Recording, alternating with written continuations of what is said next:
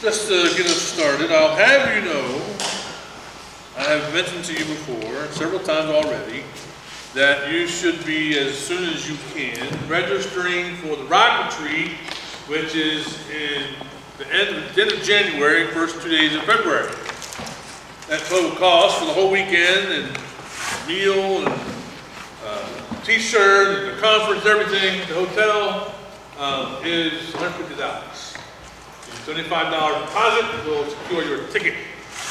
We have purchased 60.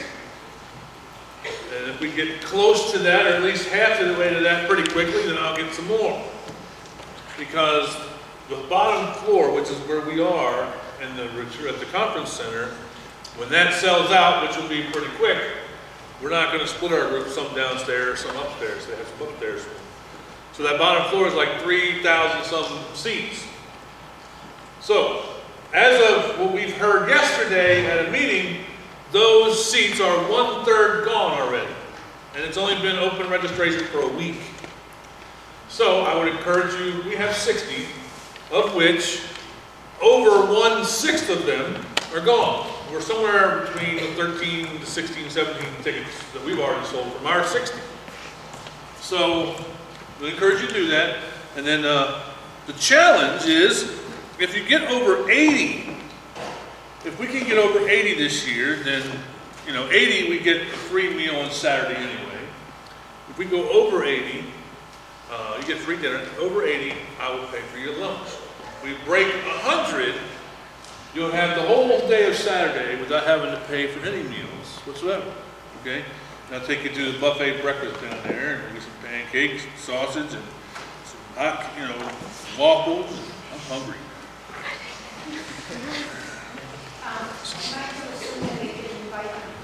Oh, you can invite all the friends you want. And I will tell you this, if you or your friends have a financial issue, you can see me individually and say, look, we're having some hard times or whatever. My friend is, his parents got laid off, whatever. I never want someone to miss out on a spiritual event because of finances. Again, I'm not going to pay for you to go to King's Dominion, but I will pay for a retreat like this. We have some folks who will step up and help us pay for those things. So don't let money or from you, your family, or your friends' families be an issue. But you can invite as many friends as you like. All right, this Saturday, you all are pretty much in middle school. Most of you come from bands. That you are invited Friday. You want to do it?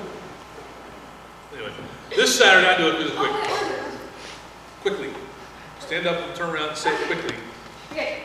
Wait, am I doing the Saturday? Yes, dear. Okay, so, since you're all in, middle school, Louder. Okay, this Saturday,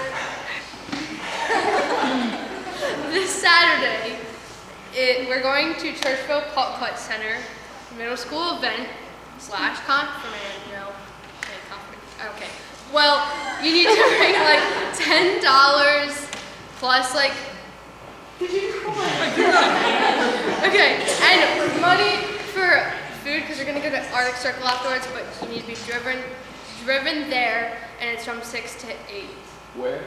Churchville Putt Center. If you were listening, thank you, Tom. Well, I was, but I was distracted by the big green monster. Don't you forget it. Let's imagine for a moment. It's kind of a fun dream that I want to have with you just for a moment.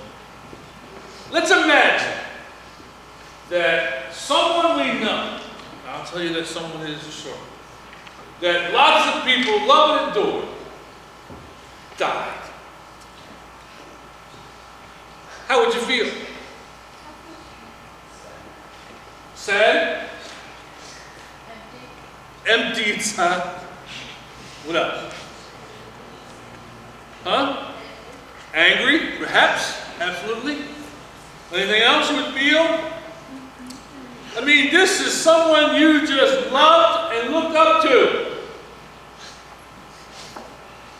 I mean, we all love and look up to Justin Bieber. Yes! I knew you were going to say it. And he died horribly because he was driving so fast through his neighborhood in his car. I'm exiting. Before I cry. I don't need to cry today. And he was coming back from getting a tattoo. No! Stop!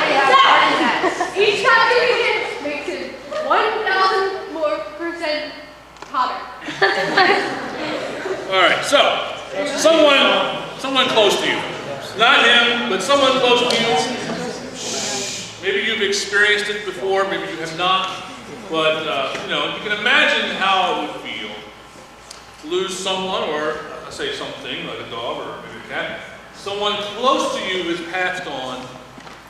Obviously, you would feel angry, empty, all those things. Anything else that you would feel. Okay? Would you ask the question, why did this have to happen? Why them, Lord? Why, I remember again, my grandfather died. Standing at the table, looking at his dead body, just wondering why. I remember telling the Lord, it should have been me. I would have taken the place of my grandfather. That's how much I loved him. Now, he wouldn't have let me, but I would have done it. And we ask that question why? Whenever someone dies. So I ask you this question. Why did Jesus die? We're asking the same kind of question that we ask about our loved ones. So here we go. Why did Jesus die? It's difficult for you to find out the answers through your loved ones or friends, right? Because it's a fresh issue. I mean, it just happened. Or maybe it happened a year ago or 2 years ago, but it's still fairly new and you're still struggling to deal with that loss and that emptiness or whatever, even the anger. So it's a little too close to the moment to really focus and process. We are 2,000 years or plus years away from the event of Jesus' death. We have the scriptures and millennium of church moments to really grow and learn from. So, as we reflect back, from what we know, why did Jesus die? Any ideas?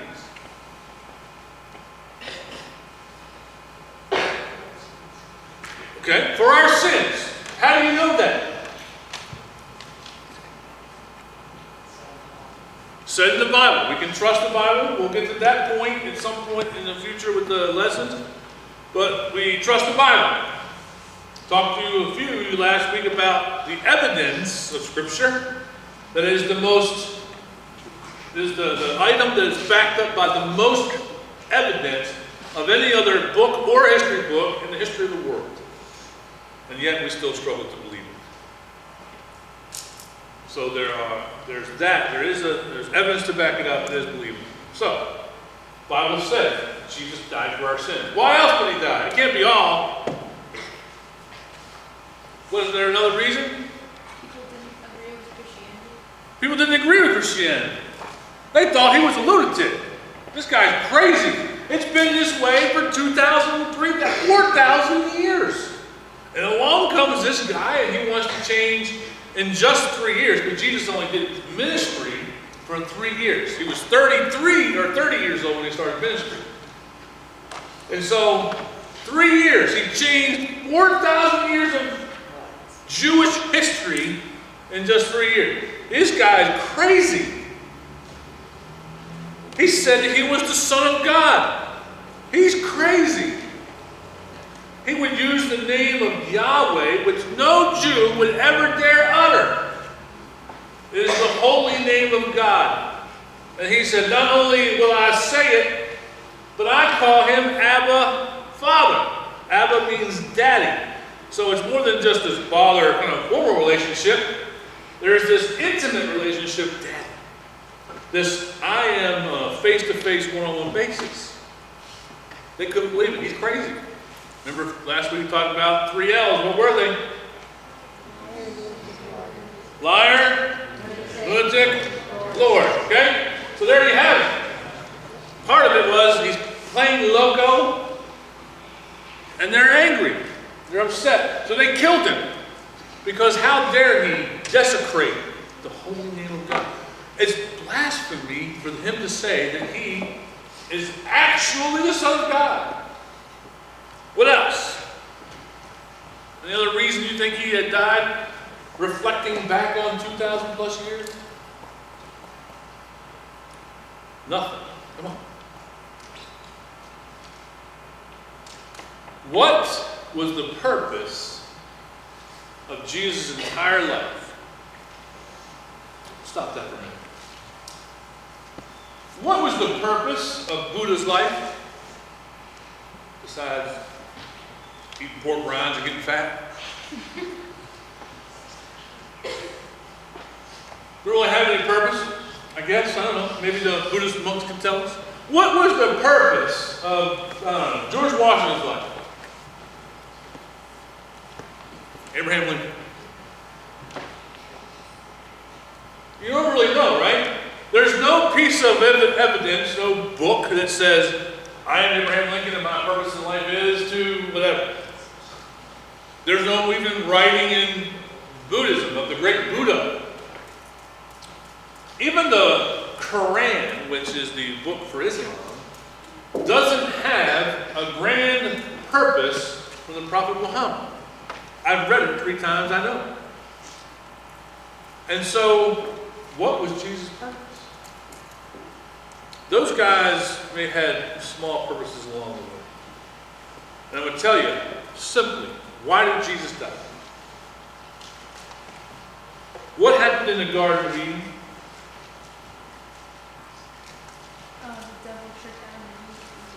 The devil tricked them and they ate the apple. And because they did, what happened?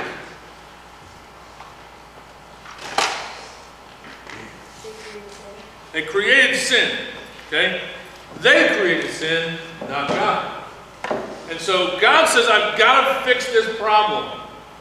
I will send my son to die to bridge the gap. Why did Jesus die? What was his purpose? Why was he on this planet? What's that? Cleanse our sins. How? Huh? Dying. Period. No other person in the history of the world, no one in the history of the world had the sole purpose of being born simply to die. All of you, me, all of us, we have some purpose. George Washington, maybe his purpose was to lead us to the revolution. Abraham Lincoln, maybe his purpose was to free the slaves with the Emancipation Proclamation. That's a big word. I'm surprised I know that. Hey, give me time. All right. Maybe my purpose is to be here today. Maybe your purpose, which will be filled out sometime in the future. Jesus, it's not your purpose, nor my purpose, nor Abraham Lincoln's, nor George Washington, nor the Buddha, nor Muhammad. None of their sole purpose was to die. Jesus was born with only one thing to do, and that was to die for us. Why did Jesus die? To restore us to a right relationship with God. I want you to picture kind of 2 cliffs. A big, huge canyon here. So picture that right there. On this side is God, and on this side is us. There's a gap here, and it's sin that caused that gap. And on the bottom over here is the devil, and he's just trying to draw you in. He wants you to go over the cliff. He wants you to try to make the leap. But God says, look, I want to come over and visit with you. And you say, look, I want the same thing, but how do I get over there? And for the longest time it was sacrifice an animal with a clean, pure animal, and the animal would kind of be a bridge. But that was only working for a little while. Because you had to sacrifice an animal every time you sinned. The next thing you know, there's nothing to eat. And everybody's a vegan. Oh, God forbid. So, God says, I want this fixed once and for all. And he sent Jesus, and picture the cross kind of settling down into this gap, forming the bridge, so that we can walk across it anytime we choose to fix the relationship. Jesus' sole purpose on this planet was to die to bridge the gap between us and God, to restore us. Lots of issues. How do we deal with life? How do we deal with doubt, loss, struggles? Even how do we deal with fame, fortune, popularity? How do we deal with a number of bad grades in a row with a class that we thought would be easy? How in the world can we possibly face our parents with a D or an E or a suspension? Jesus came to restore us. He didn't came to necessarily fix all those problems I just mentioned. But he did say, I will be with you always, in every situation, until the end of time. Because I died for you. And if I would die for you, I'll be there for you. I mean, that's being there for you, isn't it? I mean, it's one thing to say, hey man, I love you, I'll be there for you, man, what's up?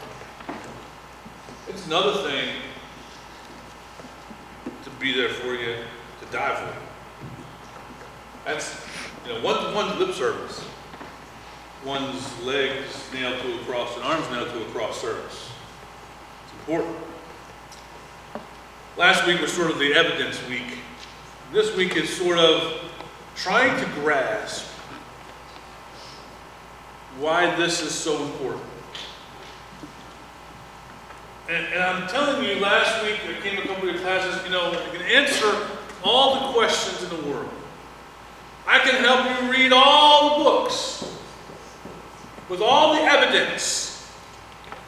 And at the end of the day, when all the books have been read, and all the lectures have been lectured, and all the information you can possibly squeeze in this dome is full, you're still going to have a question.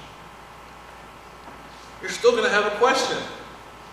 You're still going to come to a point where it's not solid ground. And that's scary.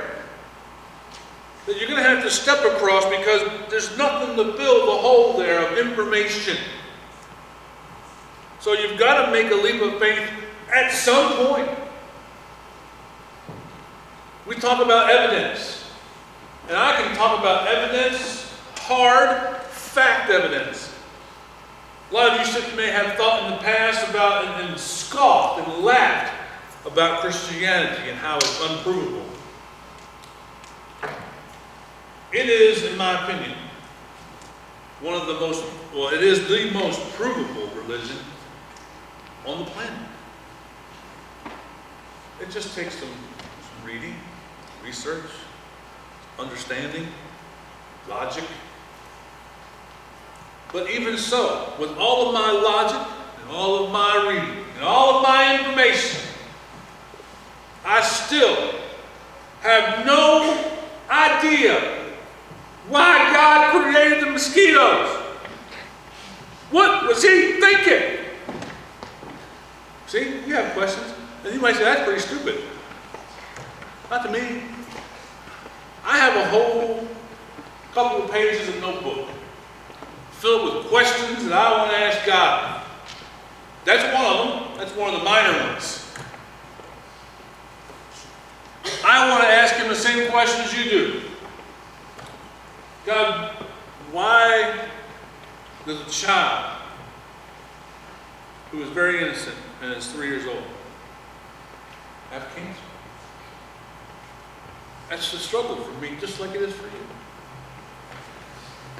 And even though I can prove the birth of Christ, and I can prove it would pass in a court of law that he died on a cross and then he was put into a tomb with a Roman seal,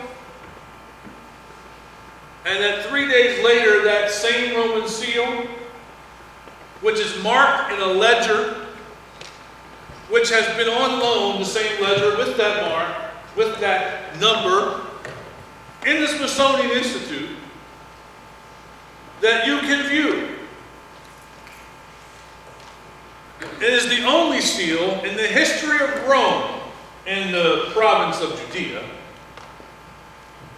that was ever broken. The penalty for breaking the Roman seal was death. Instantaneous, no trial, you just got killed. I can prove those things. And it still doesn't help me answer the question of why does a 3-year-old kid get cancer? So we struggle. We still come to that point of having to step across on a leap of faith. Having faith in something which is the definition of I can't see, I can't hold it, I can't smell it. I can't look God in the eye and say, why? And I just have to trust. Regardless of the level of evidence, in something that I hope is true. Hope that what I've read in here is true and faithful. That the experiences I've heard from A, my pastor, B, my friends, C, my teachers, whoever in your life might be a Christian and parents. Hope that when I take this step and I say, Jesus is for me, that is true. That's faith. Regardless of how much or how little evidence you feel like you may have. Jesus' sole purpose on this planet was to die for you and me. That's it. You're going to you have a paper in your notebook today when you get ready to leave here in a moment. And it says, why did Jesus die? There's all kinds of stuff on here. Scriptures and stuff. Now, you can read those things. It backs up some of the things I was talking about. There's other arguments on there, such as the 10 Commandments. How are we doing with those? Talking about the marketplace and the temple. Those are just examples. When you read those scriptures, those items, if you have any questions about those, you can ask me. But at the end of the day, close your eyes with that day when we talk about being confirmed and accepting Christ for yourself. That eternal decision, that covenant, super important decision. Just remember, Jesus Christ, that God Himself wanted to jump across this gap just to be with you. And so His sole purpose here is to die your name here. Jesus died for me. Sole purpose. And you can visit every other grave of every other religious leader in the history of the world. And if you dig or open it, you will find bones or dust of that particular individual. You will never find bones or dust in what they believe to be the actual tomb of Christ, because He is not there. And I can prove it. But it still won't necessarily help you jump across the gap. Faith. Why did Jesus die?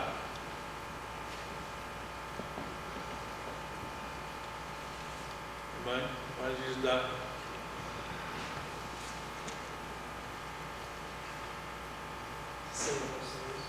Save our souls. I like that.